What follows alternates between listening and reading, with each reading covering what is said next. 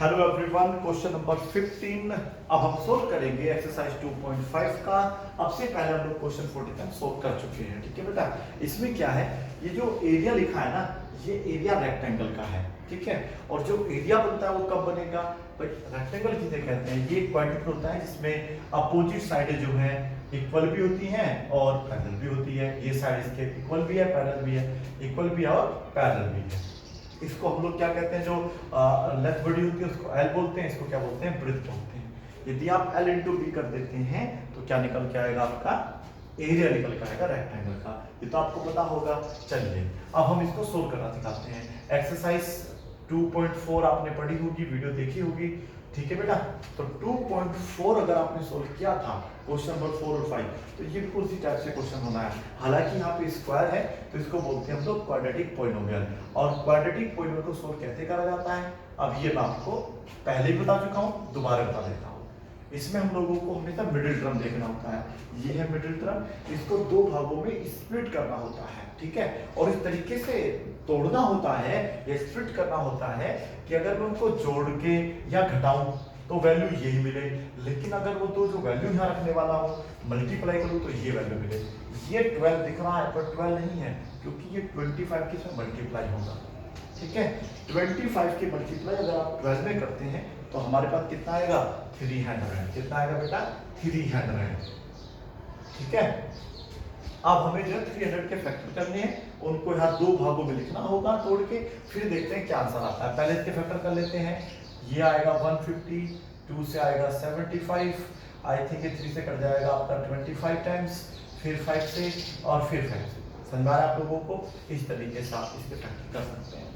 अब इनका इस तरीके से समायोजन किया जाएगा, इस तरीके से सेट किया जाएगा कि दोनों को जोड़ के या घटा के या तो 35 आ जाए या गुना करके फिर वही 300, ये 12 लिखा लेकिन यहाँ 300 है। ठीक है, चलिएगा कैसे करते हैं। सो 25a² सेम रहेगा माइनस, देखो 35 को तो मैं देखो ऐसे भी लिख सकता हूँ 30 + 5, लेकिन अगर मैं इन दोनों की मल्टीप्लाई करूंगा क्या मेरा 300 आ जाएगा? नहीं आएगा ना, तो गलत तरीका होगा। मीन्स यहाँ पे जो भी आप नंबर प्लस या माइनस करके लिखने वाले हैं उन दोनों को सोल्व करो तो ये आना चाहिए, मल्टीप्लाई करो तो ये वाला नंबर आना चाहिए। ये 12 है लेकिन माना क्या जाएगा 300, क्योंकि ये मल्टीप्लाई होती है हमेशा, ये रूल है, सिखाया था आपको मैंने। ठीक है, चलिए अब आपको क्या करना होगा, करना ये होगा कि हमें यहाँ पेयरिंग करनी होगी। 15 अलग कर लेते हैं, 20 अलग कर लेते हैं, आ गया बेटा। हाँ, 20 + 15 से आ जाएगा। दिमाग लगा लीजिएगा, पहले बड़ा नंबर फिर छोटा नंबर। 20 की अगर 15 में मल्टीप्लाई करेंगे कितना आएगा, 300, और दोनों को ऐड कर देंगे 35। अब ये सोल्व हो जाएगा। यहाँ पर 1 + 12। अब क्या करना है, इस एक के अंदर मल्टीप्लाई करनी है। ये कोई बहुत बड़ा काम नहीं है कि आपको व्यू करने जाना कि बच्चे सर मल्टीप्लाई कैसे करेंगे, कोई मल्टीप्लाई नहीं, माइनस इन अंदर जाएगा, ये माइनस का हो जाएगा तो ये हो जाएगा 20a। ठीक है बेटा, फिर से देखिए ये अंदर जाएगा, ये माइनस का क्या हो जाएगा 15a, और बाकी यहाँ पे मल्टीप्लाई मत कर देना, ब्रैकेट यहाँ से शुरू हुआ है यहीं पे खत्म है तो यहीं तक मल्टीप्लाई होगा। ये तो आपका सेम चलता रहेगा। ठीक है, अब आपको क्या करना है, पहले दो अलग, लास्ट के दो अलग। पहले दो में क्या कॉमन है, आई थिंक 5a कॉमन है। यहाँ क्या बच जाएगा आपके पास 5a, माइनस क्या बचेगा 4। इन दोनों में से जब यहाँ माइनस होगा तो 100% यहाँ भी माइनस होगा, 3 कॉमन होगा, और 3 होने पे यहाँ पे बचेगा 5a माइनस का 4। माइनस क्यों हुआ, क्योंकि माइनस से हमने बाहर ले लिया है। जब बाहर लेते हैं तो प्लस का वैल्यू हमेशा क्या हो जाएगी, माइनस की। अगर यहाँ माइनस होता तो ये फिर आपका प्लस हो जाता। ये दोनों सेम है ना, 5a - 4, तो आप लिखेंगे कि एक तो हमारा आंसर आया 5a - 4 और एक आया है हमारा 5a - 3। इन दोनों में से आपको जज करना है कौन सा छोटा कौन सा बड़ा, फिर आपको लिख देना है हैंस। ये फैक्टर करे थे हमने प्राइम फैक्टर, अब हम लिखेंगे यहाँ पर हैंस हमारा जो l है और b है। देखो दोनों में से मेरे हिसाब से बड़ा तो ये लग रहा है ना बेटा, लेकिन आप ध्यान से देखिएगा ये छोटा है ये बड़ा है, क्योंकि ये टोटल वैल्यू, उसको मैंने इसको 100 मान लिया। 100 में से अगर आप 3 खर्च करेंगे तो बड़ी वैल्यू प्राप्त होगी, या 100 में से जब आप 4 घटाएंगे तब बड़ा प्राप्त होगा। बड़ा कब होगा, जब कम घटाएंगे, तो कम घटेगा तो वैल्यू बड़ी नजर आती है। तो 5a - 3 इसकी लेंथ मानी जाएगी और 5a - 4 इसकी ब्रेथ मानी जाएगी, और ये आपका आंसर आ जाएगा।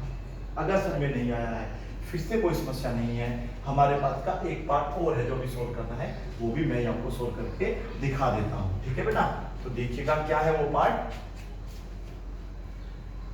हाँ बोल दीजिए फटाफट, मुझे आवाज आ जाएगी आपकी। अच्छा क्या बोला आपने?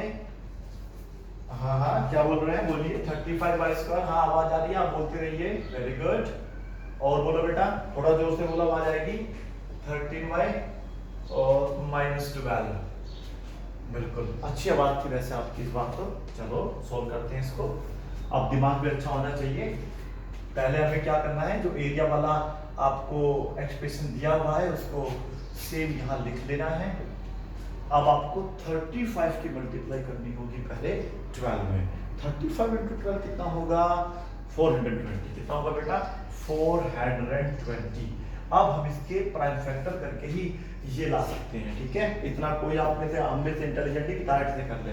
हाँ आपने पहले प्रैक्टिस कर ली हो वो अलग बात है। ठीक है, पर हमको यही तरीका होता है, फैक्टर करो और फिर आ जाएगा। अगर आपको ये नहीं आता तो वीडियो मैंने इसकी बना रखी है ना प्राइम फैक्टर वाली, तब भी आप सीख सकते हैं। आपको ये सोल्व नहीं आता है तो क्लास 10th का बेसिक वीडियो देखेंगे ना आप लोग, क्वाड्रेटिक इक्वेशन चैप्टर 4। देखो बता देता हूँ आपको, क्लास 10th की प्लेलिस्ट में जाइए, चैप्टर 4 का नाम है क्वाड्रेटिक इक्वेशन। ठीक है, वहां पे बहुत सारे सवाल सोल्व किए गए हैं, उन्हें कर लो तो ये तो आपको बड़े इजी लगेंगे फिर उसके सामने। ठीक है, तो ये आ जाएगा 210, फिर 2 से काटेंगे 105, फिर 3 से 3 जा 9, 3 5 जा 15। Very good, nice.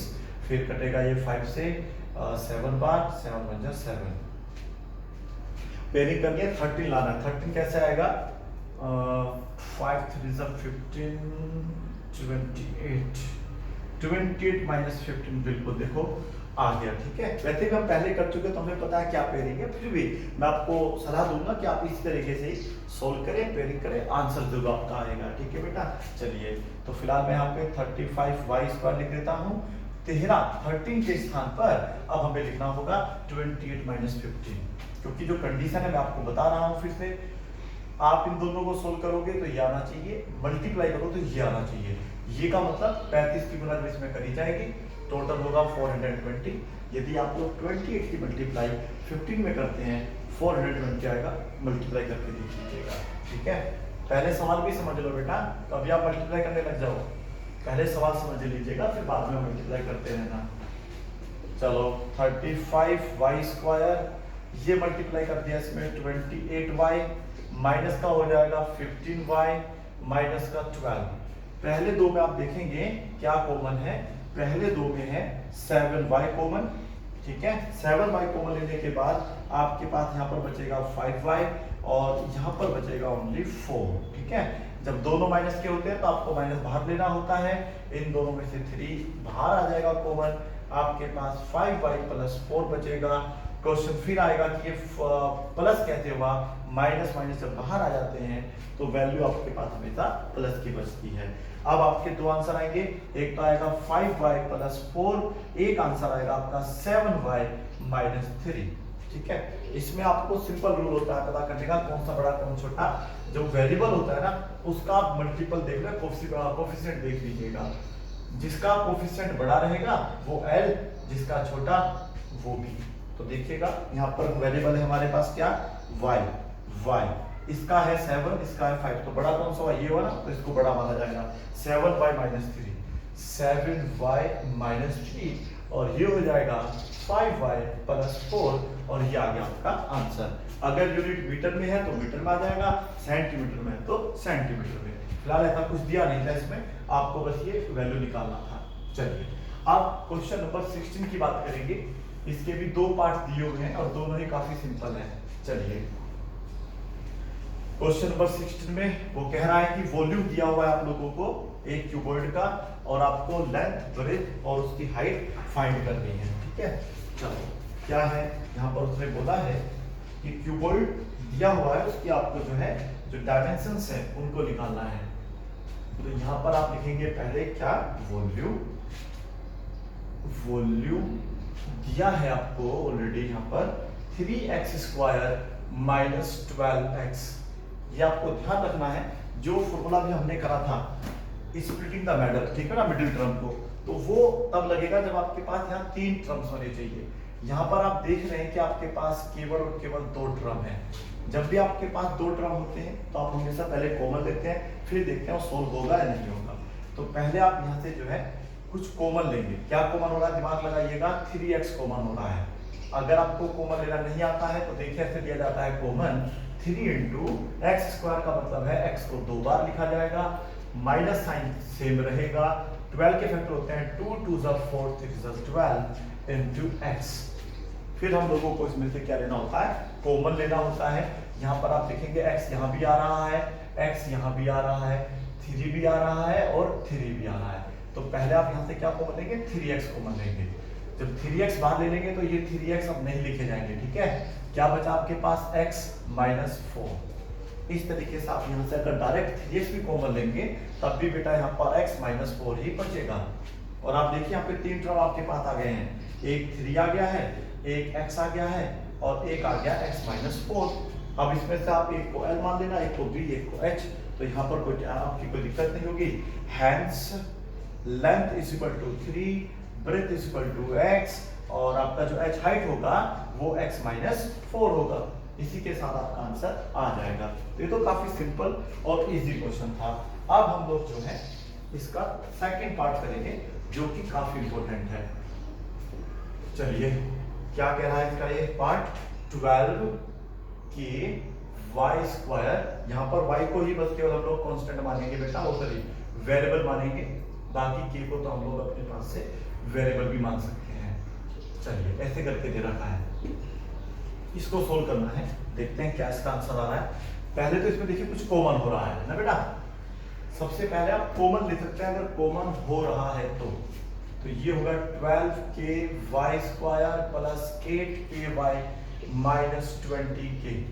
ये आपको पता है जब हम इसके फैक्टर करेंगे, हाईएस्ट पावर 2 है तो इसकी केवल 2 आंसर आएंगे, पर वॉल्यूम में हमें LB चाहिए, BB और H यानी कि 3 वैल्यूज चाहिए। तो 3 लाने के लिए हमें हमेशा उसमें कुछ ना कुछ कॉमन जरूर दिया होगा।